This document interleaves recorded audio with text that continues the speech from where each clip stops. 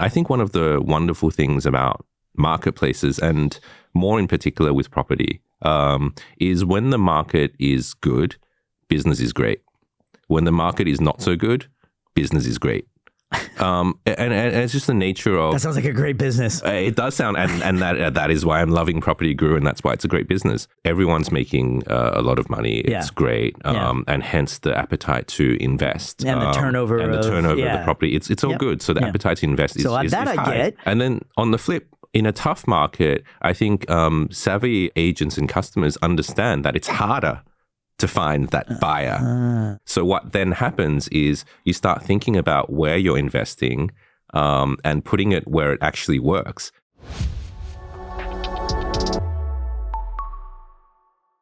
Welcome to the 60/40 podcast, the only podcast that deep dives into Asia's tech businesses and tech headlines from around the world and has leaders from around the region actually driving the change. My name is Peter Bithos. I'm your host today.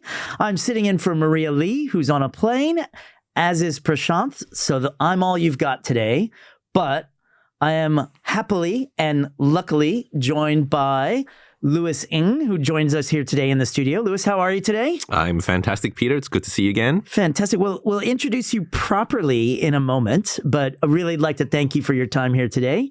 We're going to go through a couple of hot takes, tech headlines for the week. You've been in tech a long time. We like to do this. So Maria, Prashanth, and I riff on tech headlines. I'll spin through what's been happening in the week and tell me what catches your eye, and we'll have a bit of a chat about it. Yeah, let's do that.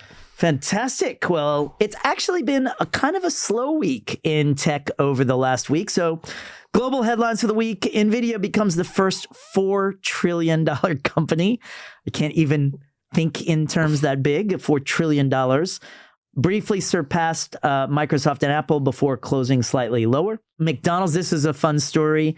McDonald's Olivia is their AI hiring chat robot suffers a security breach because they had the password set at 1, 2, 3, 4, 5, 6.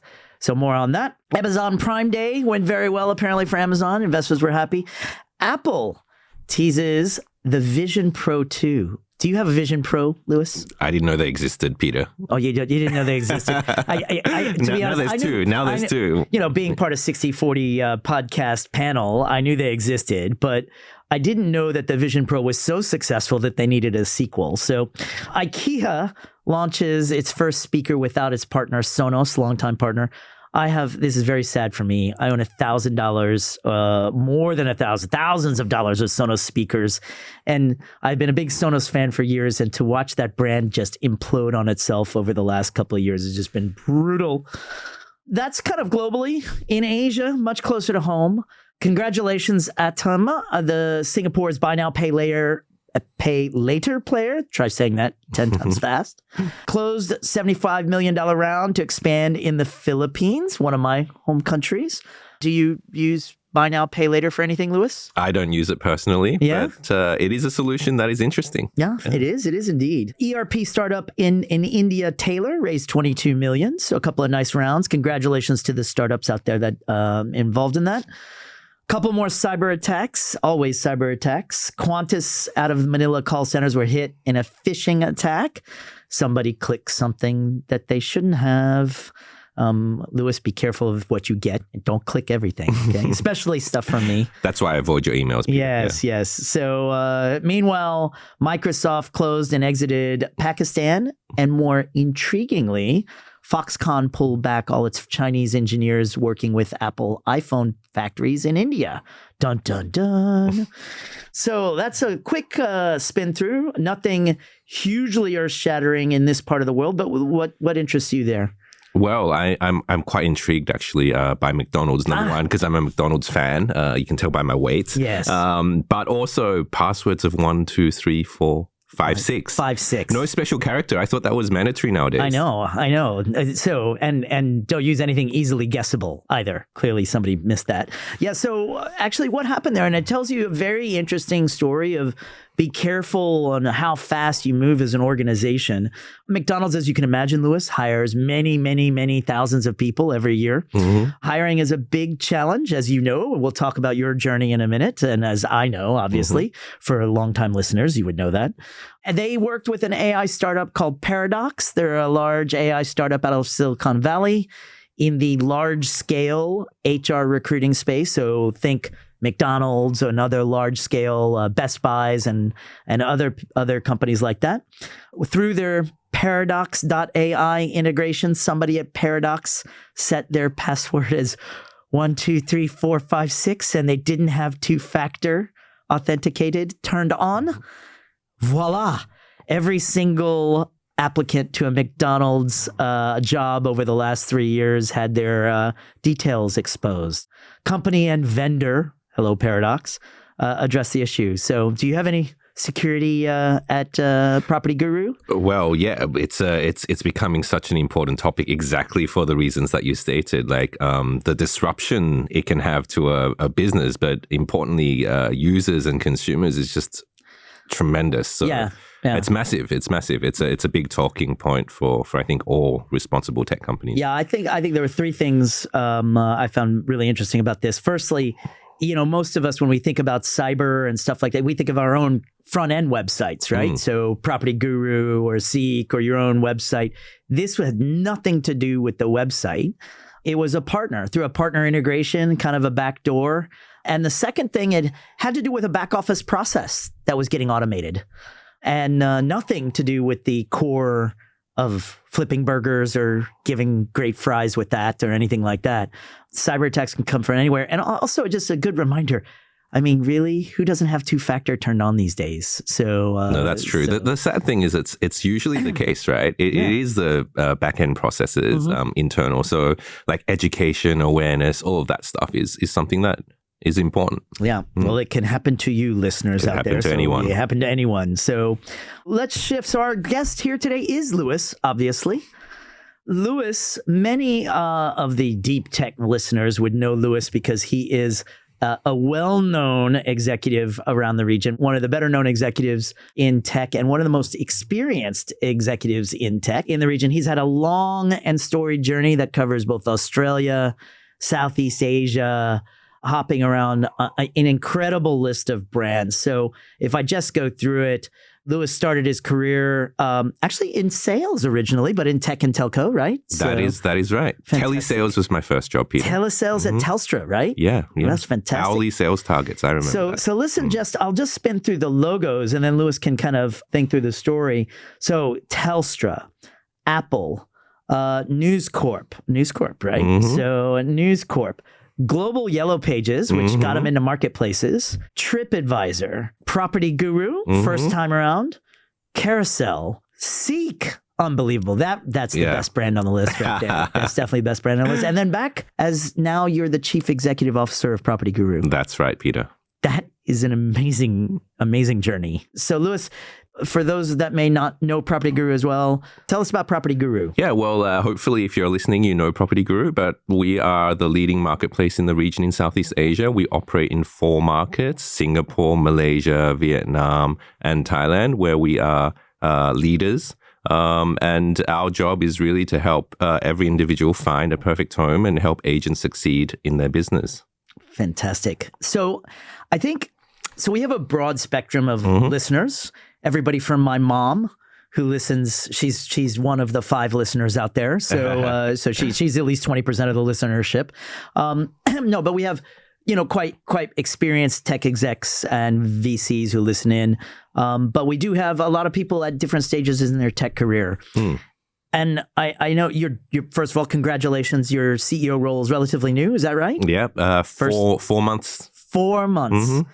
So one question I know that various people at various points in their career, how do you become a CEO?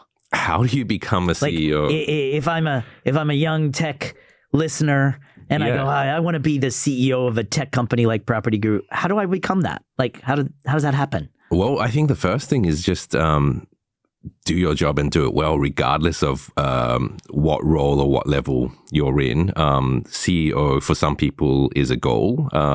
CEO for some people just happens to occur as a result of the great work on their journey. But regardless of what it is, the first thing is, look, just got to make sure that you're doing your job, you're doing it well, you're looking for opportunities, you find great mentors, Peter, and you learn and you grow. And if that happens and you're doing great work, people see you and opportunities will come for all roles, including the CEO role. What was it a goal for you? I risk sounding arrogant here, but it's more naivety versus arrogance. I'll share you a story. So I remember when I was about 16, 17, the first flight I ever took, you know those arrival cards? On the arrival cards, you have occupation. Oh, yeah. On occupation, I wrote CEO there. I have no idea why I did it. CEO of your posse, of your I teenage have posse. no idea what it was, but I just wrote CEO, and somehow that sort of stuck for a while until I matured up and thought, oh, that's not the right thing to do, to write that on the occupation. But yeah, somehow earlier in life, I just thought, hey, that's a BHAG, and why not? Yeah. So yeah, it was in a way a goal. So given that was a thought early on, and there's some people who kind of fall into it and only realize later in life, do I want to be a leader later in your career? And then some people set out. So like when you started crafting your career, I mean, those are amazing brands we went through. What was your thinking as you went from role to role and great company to great company? Well, I think halfway through my career, I started to realize that I wanted to be in tech. I wanted to be in marketplaces, and I wanted to be in Asia because that's where everything's happening. So I was quite deliberate in thinking through, okay, how do I actually achieve that and how do I get there? For example, you called out Global Yellow Pages as one of my past opportunities. That was quite deliberate as an example where I needed to get into classified so I can get into marketplaces and tech. I didn't have that experience in Asia. I was told, because I'm from Sydney, that I didn't have enough local relevant experience. Yellow Pages, traditional classifieds, looking to digitalize, a very local business in Singapore, ticked all the boxes to get me what I needed to do. And that's what brought you to Singapore? Or were you in Singapore? No, before? I was in Singapore before that, but it was definitely a deliberate move to get me into marketplaces and broader local experience. So I think having an idea of where you want to go somewhere along your career and having that clearer is important. And then it's just about finding learning curves. So all of my moves have been, where do I get the biggest learning curve so that I can grow as an individual, so that I can do better at what I do and drive bigger impacts. So you're a brand new CEO. The next question I'm sure people would have out there after how do you become a CEO? What's it like? How, like you're 4 months in. How is it different in your early days to CXO roles that you've had many of them, both at Seek and then elsewhere. So how are you finding the role to be different? It's very interesting. There's a lot of things that aren't too different. One of the things that I was quite conscious and aware of when I stepped into the CEO role is that I knew I would be very, very committed. That was just an expectation, but you don't realize it until it hits you. So maybe a way to think about it is if Property Guru were a person, I would probably find myself messaging her at night saying, I'm thinking about you. And my wife's not too happy with that. But the reality is, like, it's all consuming. My mind is on Property Guru all the time. And it's something that I sort of expected. But in a different sort of way than when you were in your previous roles? Yeah, because at the end of the day, the buck stops with you, right? So the sense of responsibility and accountability to many just exponentially increases. So that's something that I found great, but at the same time hitting me in a way that I hadn't expected. Yeah. As you've settled into the role, where do you think you were well prepared and like skill sets you like, this is exactly the same as before. It's just a different title and it's the same sort of principles. And then the second area is, what skill or like what do you wish you had known going into the job that you weren't maybe prepared for? Because no one has been you have to be a CEO for the first time at some point, right? So yeah, like for me, I think I've been fortunate in the sense that I'm taking on the CEO role at PropertyGuru, which I'm very familiar with. In terms of understanding the business context, what needs to be done, that's not been any different to what I had expected. From a skill sets perspective, I think all of the different roles that I've carried and all of the mentors and people I've worked with have really helped me grow into the role. One thing that I do find not totally unexpected, but I'm still learning, is working with a company that is backed by private equity, because it is different. How is it different? Let's dig into that a little bit. Well, I think it's different in a positive way, but it just takes time understanding how it works and getting used to it. I'll give you an example, and this may not be true for all private equity, but for EQT, definitely. EQT is the buyer of They are the buyer, yes. Yeah. And they're a very active owner, private equity owner. And what that means is they're very passionate about helping and being there to support the business. I'm from the private equity team. I'm here to help. Yeah, exactly. Well, the way that you say that is quite cynical. Yeah. And you can interpret that different ways. So outside of private equity, before I took this role, I probably held partial your view. But as I'm in PropertyGuru, that cynicism just really dialed down because they really are there to help.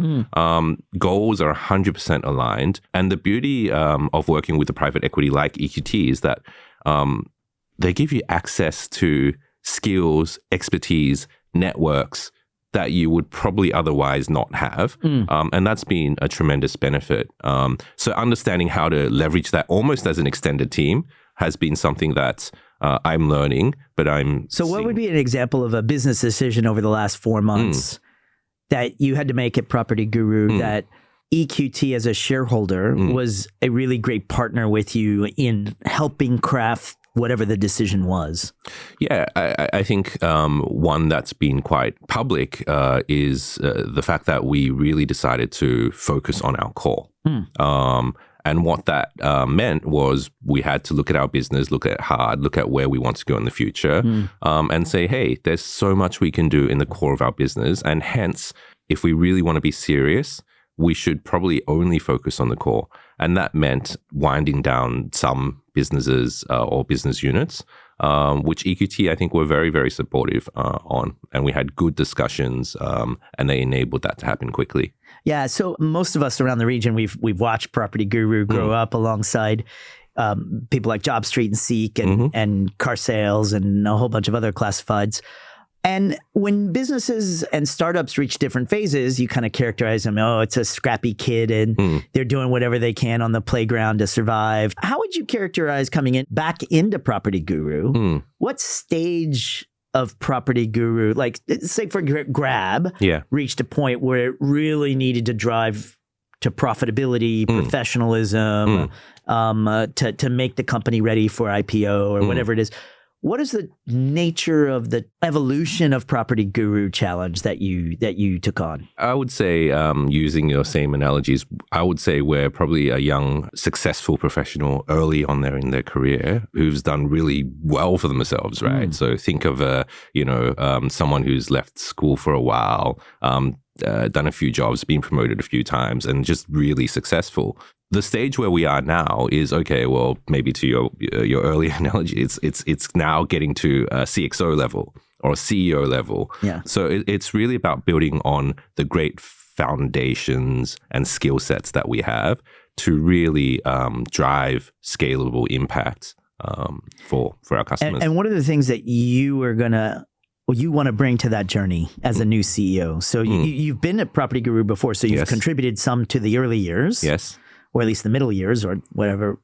Now, as you come with a bit of fresh eyes again, you say, Lewis, I think I can really help PropertyGuru here. Where is here? I would hope that here is really broad and wide-ranging. But if I were to narrow it down, is the first is being very clear on the strategic goal and the impact that we want to drive so that there is focus. The second would be around innovation. like really innovating so that we are known to be a world-class technology company that is inspiring like companies across the globe. And third, as always, as you know, Peter, it's all about the people, right? Being a great company that everyone wants to work for. Yeah, that's really great. And your office definitely has that vibe. I've been to it. It's really We've got a pool table vibe. Now. You have a pool table now? Yeah, you can come, we'll play a game. That's fantastic. Yeah. You can lose to me. That'd be fantastic. All right, let's dig into a little bit Property Guru and real estate, right? So always interesting. Everybody loves to talk about real estate across the region. So let's start macro, and then we'll get down to the micro. So you got interest rates being uncertain times. Is your business, how cyclical of an exposure does Property Guru have? And then more broadly, if I own an HDB flat in Singapore, is my price going up or down? Like, what's the hot market in the region? Yeah. Okay. So I'll start with the business question first. I think one of the wonderful things about marketplaces, and more in particular with property, is when the market is good, business is great. When the market is not so good, business is great. And it's just the nature of... That sounds like a great business. It does sound, and that is why I'm loving Property Guru, and that's why it's a great business. But that's the reality of the marketplace. And why is that? So how does that work? Well, when you think about a good macro environment for property, everyone's making a lot of money. It's great, and hence the appetite to invest and the turnover of the property. It's all good. So the appetite to invest is high. I get. More sales means more advertising on Property Guru. Yeah. I get that. And then on the flip, in a tough market, I think savvy agents and customers understand that it's harder to find that buyer. And what do you do when it's harder to find a buyer? You know you need to invest and invest wisely. So what then happens is you start thinking about where you're investing and putting it where it actually works. And for us, fortunately and deliberately, we're the leader, and hence we benefit. Yeah. And so as you look at the macro, again, just staying with the macro for a second, where's the hot markets right now? Like, what trends do you see? Yeah. A lot of people say, oh, Malaysia's going to really boom because Singapore can't grow anymore, and Singapore is tapped out because the prices are so high. Or like, what are some of the things that you tell your agents from an insight perspective? Yeah, look, I don't know if this is considered financial advice. Otherwise, I'd need 5 minutes to do a disclaimer. But well, then we'll say it's not. Yes, it's not. Exactly. Listeners, this is not financial advice. Do not buy a house following this disclaimer. But look, I think the only thing that I can say with certainty right now is that it's uncertain, right? The next 12 to 18 months is really going to be quite uncertain. But one thing that we do see, and I think it's the beauty of being in this space, we have the data. We do know and observe that there's interest. Interest is still there. The people looking at property is still there. So demand is high. However, sentiment is low. And what that likely will mean is people will be a bit more conscious and cautious for now. But once things become clearer, you definitely should expect things to move quicker than they did previously. And geographically speaking, is there any market in the region that's hotter than another, or that you observe? Yeah, different markets are hot for different reasons. I think if you were to call out the markets that we operate, namely Singapore, Malaysia, Thailand, and Vietnam, Vietnam is definitely a market that we see a lot of bullishness, macro tailwinds, if you put aside all the tariff stuff, and just, a very young, vibrant population who have in their DNA property ownership is something that they strive for. So Vietnam, I would say, is a very interesting and exciting market for locals. It follows a theme in tech. Vietnam is a great market in multiple sectors in tech. It is. Very interesting. All right, now digging into Property Guru, what is the big plan for Property Guru? You guys were public. Now you're private. You said part of it is focusing on your core. What does that mean? If you look at the fundamental of our business and what we're trying to do, we're trying to help homeowners or home buyers find a home, right? And we want to help agents be successful. That's the core of our business. And within the core of our business, there's just still so much we can do. And I can probably break it down to sort of 3 themes from a product perspective, and it might resonate with you. Maybe let's do this. I'll tell you the 3 themes. I'll give you an example of what we're doing. at Seek, you can tell us, does that resonate? Yeah. Right? So the first is around transparency. Yep. Transparency, an example of something that we've just done is we've launched verified listings and verified agents because in the... Yeah, we call it trust at Seek. Yeah. Exactly. Because in the regions that we operate, there are a lot of bad actors, unfortunately. So we have to be very proactive. Is this house real? Do you go to every house that's on every property? Do you visit every property? We don't, but we're starting to have different measures to verify that, number one, the agent is credible, and number two, that the property is actually a real What are some of the things you do to actually verify the property? Yeah. So in Vietnam, we would go to the extent of even asking the agents to show their mandate that they've gotten from the homeowner, right? There's almost, from a paperwork perspective, nothing more solid than that.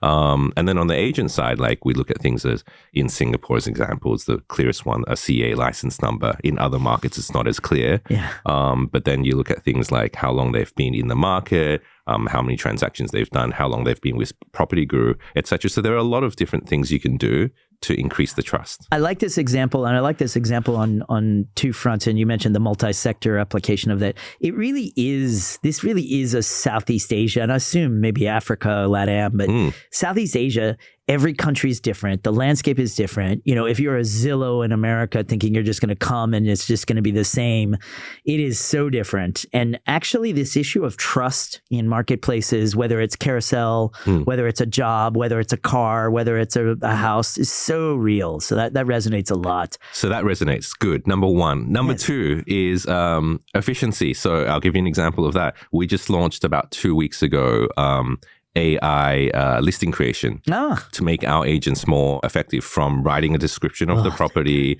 from creating a video, from pictures that they've uploaded. So things like that. Can you write an AI algorithm to get rid of all of the iPhone photos of toilets that you see every once in a while of people showcasing their not so great bathroom in a very darkly lit photo, and you're wondering why people put this as part of their listing? Well, sometimes it's useful. If you see a toilet that's darkly lit, you might not go for it, right? But yeah, that's exactly the point. How do we help our customers, agents in this case, become better at what they do with AI? And AI is a good use case. Yeah, can I ask a little bit about the real estate? So I work in the Asia Pacific market, and real estate, I just as a consumer or as a tech person, it's just, it works so differently, say in Australia versus here. The amount of effort in Australia that owners go to showcase their house. I mean, it's like they tell stories and shoot videos that have, you know, family pets dancing through the backyard or whatever it is, showing how lovely the backyard is. Given the real estate prices are not cheap, you know, in places like Singapore, we're not talking cheap real estate. Why is it that sellers or real estate agents just don't care to showcase and put their best foot forward? A couple of things. One is it is a factor of how the market is structured. So from Australia, I understand how that works. And in Australia, in the real estate market, it's a seller pays model.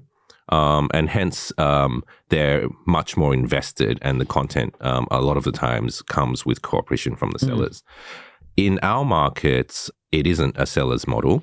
And also, exclusivity for sales is rare. And hence, the way that an agent thinks about their business and the time invested in a particular listing is different. However, having said that, I think that's starting to change. If you look at the behavior of our customers and the amount of time they put on, I don't know, video creation and telling that story is actually improving. And I do feel that that is going to improve a lot over time. It's something that's quite exciting for us as well. So efficiency is the second. The third is around sustainability, and it's quite broad. It's around social impact. So recently, about a month or so ago, we launched the Everyone Welcome tag or filter on our platform. And that really aims to solve social challenges around renters who are discriminated against. So we've created an Everyone Welcome tag and filter that really indicates owners and agents who have properties that are available for everyone. And is it owner or rentor, choosing to put that tag on, or how does it work? Well, it is, but through the agent, because it's represented by an agent. Yeah. But the agent needs to know from the owner or the rentor that, yes, this property is available and open for everyone. Like it's quite a silent issue or social issue that we face. We see this in jobs as well, right? So how do you guys, like, I'm assuming there are renters out there who go, I only want to rent to a certain racial profile or whatever it is. How do you handle that on the application side? Yeah. What we're trying to do, it's very hard for us to directly influence the mindset of the owner. But what we're trying to do is increase the awareness that this is a silent challenge that is in there in the market. And then we work with the agents to help them understand why it's important so that they can be the conduit, if you like, with the owner. And at the end of the day, we do know that if everyone is welcome, the chances of you finding the right tenant quickly improves. And that's good for everyone. So 3 to 5 years from now, so with those 3 pillars, that was really amazing. 3 to 5 years from now, what does Property Guru look like? Is it the same 4 markets? Is it the same business model? You know, what are you trying to do in a 3 to 5 year horizon? Yeah, look, I would say we're quite open to what outcome the business leads us to. I would say 5 years from now, Property Guru will continue to be a leader in our space in Southeast Asia, but not only Southeast Asia, but globally as well. And I would say success is not only measured by the size of the business, but also the scale of the impact, whether it be measured by the trust of our consumers, how our operations are excellent, or innovation and pace of innovation. You know, I want and we want Property Guru to be the case study of how to do marketplaces good and right in the globe. Oh, wow. That's funny. That's exactly what I want Seek to do. Yeah, well, we can both be case studies. There we go. Let's go to marketplaces moreover, because actually one of the great things, Louis, anybody who knows you in the region, is the depth of your marketplace experience is pretty impressive, right? Because the list of names I went through at the beginning was like, I don't know what category you haven't done. Dating. I don't think you've done dating yet. Not yet. But why marketplaces? Why do you like marketplaces? I like marketplaces too, but let's riff on that for a minute. Why do you like marketplaces? Yeah, look, good question. I do love marketplaces, as you can see from my background in history. I'll give you 2 versions of the answer. My first version is as a CEO, as an owner, as an investor. What's not to love about marketplaces? They are high on network effects. They are scalable. They have high margins if done correctly. It is low inventory, and they are very defensible businesses if you do it right. So as a CEO, as a business owner, as an investor, why would you not like marketplaces? You'd love marketplaces. They're just great businesses. So that's one. The second answer is just as a human, as Louis. Does that qualify you as human? Yeah, exactly. Just checking. Yeah. Well, I'm telling you I am. Yeah, I just saw Superman. I'm not AI. I'm not AI. But yeah, look, the human element of it is, if you look at even the last 3 marketplaces I've worked, they've really impacted and touched my life. When I was in Sydney, along the journey, I got one of my first jobs through Seek. As I decided to come to Singapore, before I landed in Singapore, I used Property Guru to set up all of my rental viewings to find my first place when I landed in Singapore. When I decided to move houses as I progressed in Singapore, I used Carousel to declutter and sell off a lot of things that I would have otherwise thrown away. So marketplaces just have this beauty of connecting people, businesses to do what they need to do in a way that otherwise you wouldn't be able to. So marketplaces, for me personally, has really touched my life. Yeah, for me, just to add to that, so I love all those aspects as well. But to add to that, I love the fact that, like many of us and all of us listening probably, you love tech as almost a prima facie of listening to this. There are very few business models where you could do both B2C and B2B at the same time.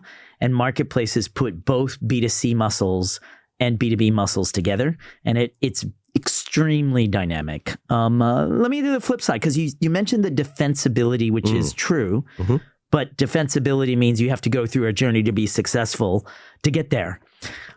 So there's a lot of startups around the region trying to build marketplaces in whatever it is that it is, right? What do people most often, in your opinion, get wrong when they set out to build a marketplace? I think the answer is not something that is groundbreaking, but it is about how you apply it. And if you are in marketplaces, you'll be familiar with the flywheel. And the flywheel suggests that there are different sides of the marketplace. There can be two sides or more. In Seek, it was the job seeker and the company. In property is the agent and the home seeker. I think what is really critical to be successful in the marketplace is to focus on both. And I think, therefore, the biggest risk or downfall of marketplaces is over-indexing too much on one or the other. I've seen examples of marketplaces who have over-indexed on the consumer and seen monetization and customer success as evil. They will not be as successful as they could be. On the flip side, some really focusing on the customer and over-monetizing to the detriment of the consumer experience. That will kill your marketplace as well. So it's circular, and both are equally important. Yeah, I think that's a really good point. What we talk about at Seek is liquidity. Yeah. For the younger entrepreneurs out there, if you're cracking a marketplace, even at Seek, we have experiments to build different types of marketplaces. So we worked on a blue collar marketplace.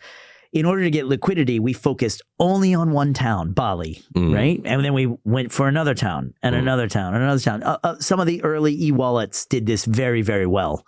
Merchants and customers. So yeah, getting the early liquidity, I think that's a really, really good point. What's the trick on the upside? Where do they spool up? When you found your formula, being able to replicate that quickly is important. So the example that you use, right, for blue collar, when Bali starts to be spinning as a great flywheel, know why it's spinning and what you've done to create that flywheel, and put some gas on the fire. Anything that you wish for going forward at Property Guru that we didn't talk about? I think one of the things that we really want to think about more broadly, and no one's looking at, is around the sustainability and understanding risks associated with natural disasters. So you've had recently things like earthquake in Thailand, floods in Vietnam.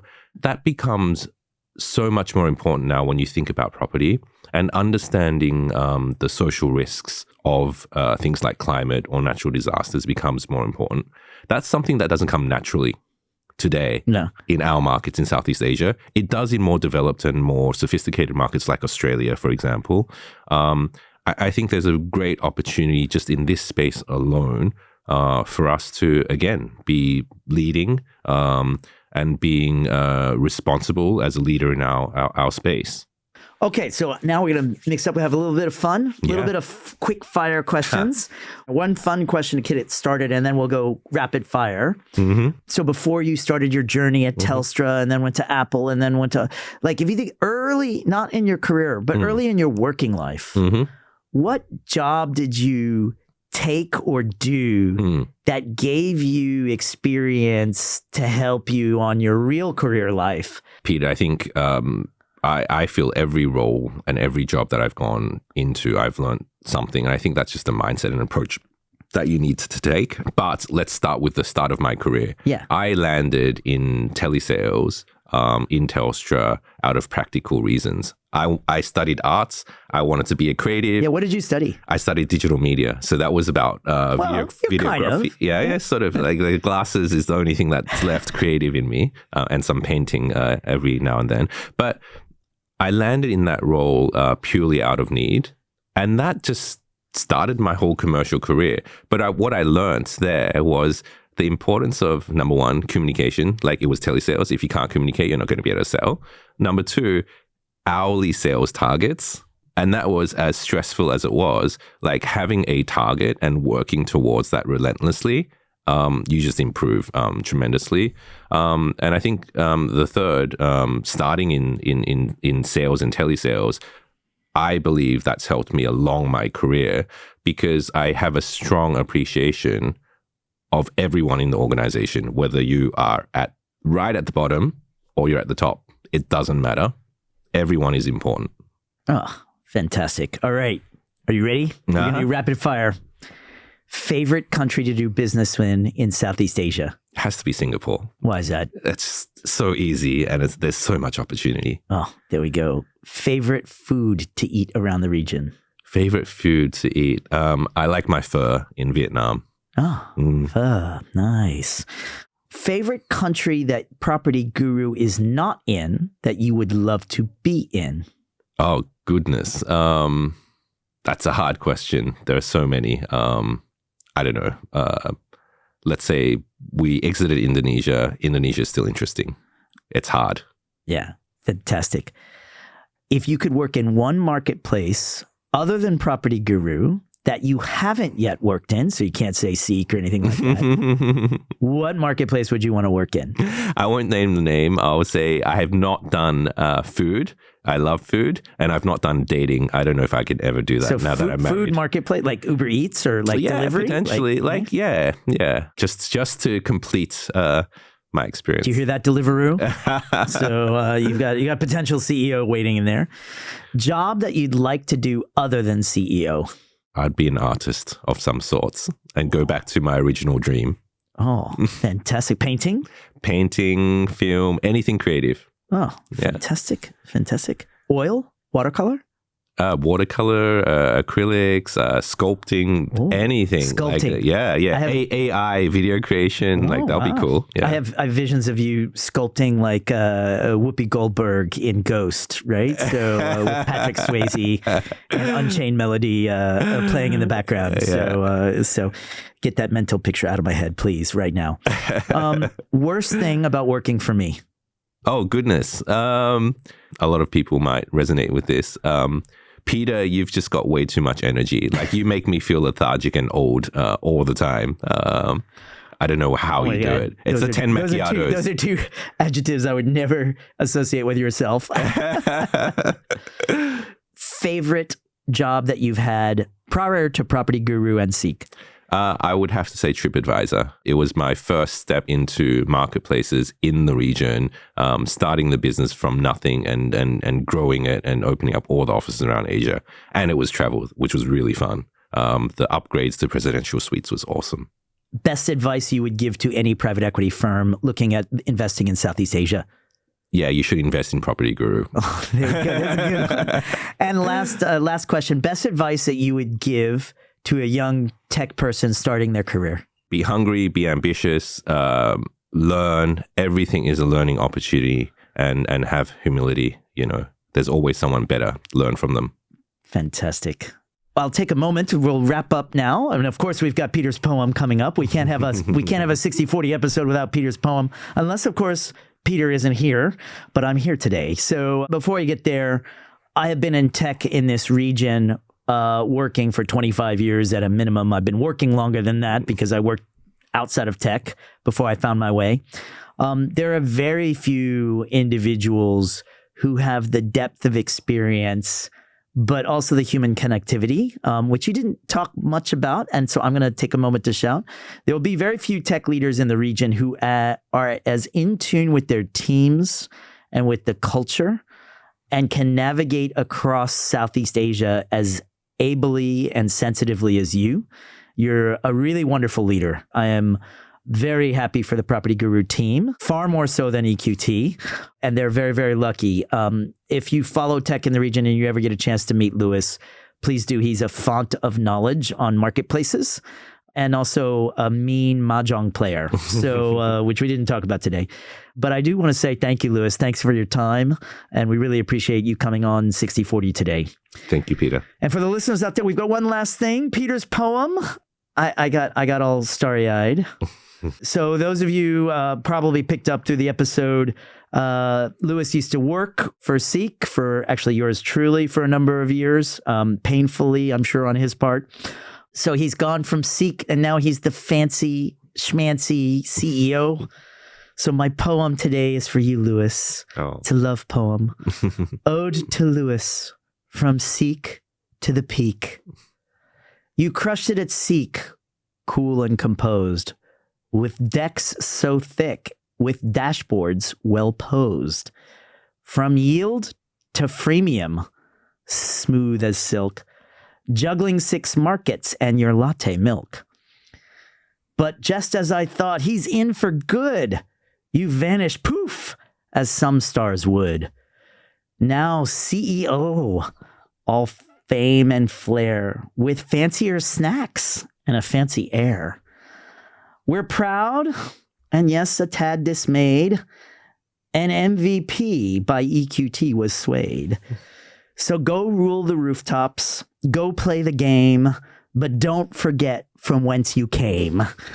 Louis, thanks very much. It's been an honor and a privilege, and congratulations on your first CEO gig at Property Guru. We wish you the best, and we can't wait to see what happens. Thank you, Peter. Thank you.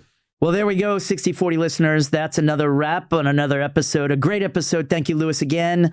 We look forward to both Maria and Prashanth joining me again in the studio after they get off wherever they're going. So thank you once again for tuning in, for streaming on whatever platform it is your choice. Keep rocking it out there, and thanks for listening.